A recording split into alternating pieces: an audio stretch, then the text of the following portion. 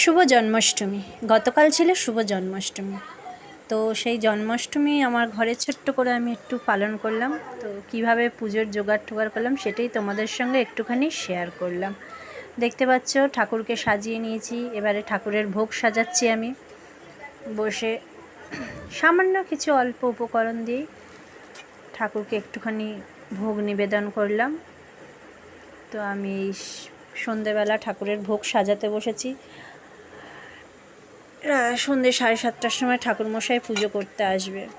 তো ভোগের জোগাড় টোগাড় করে সন্ধ্যেবেলা ঠাকুরের জোগাড়ে চলে এসেছি।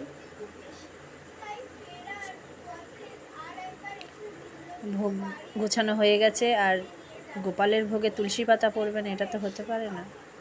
তো দেখো ঠাকুর সাজিয়ে ঠাকুরের সামনে ভোগের থালা সাজিয়ে দিয়েছি। জয় গোপাল, দেখতে পাচ্ছ। পুজো প্রায় শেষের মুহূর্তে, এবার আরতি হচ্ছে।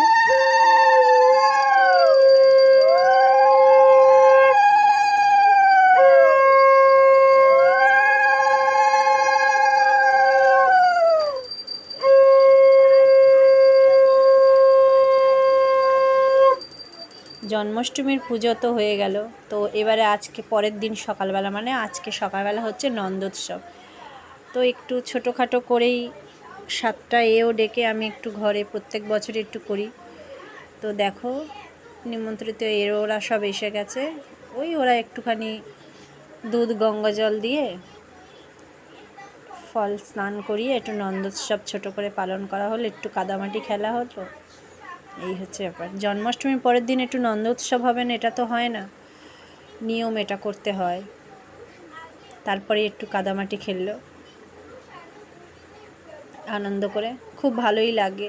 পরের দিনটা সবাই আনন্দ করে একটু কাদামাটি খেলো। প্রচণ্ড বৃষ্টি হচ্ছিল, কাদামাটিটা এটা বাইরে করা উচিত ছিল, কিন্তু বাইরে এত বৃষ্টি হচ্ছে ওই জন্য বলি ঠাকুর ঘরেই করো।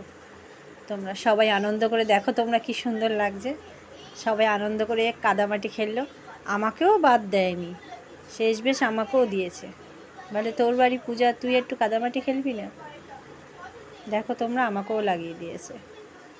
তারপরেই একটা সেলফি, সব শেষে একটা সেলফি না হলে হয় না, পুজো শেষে একটা সেলফি। তো জয় গোপাল।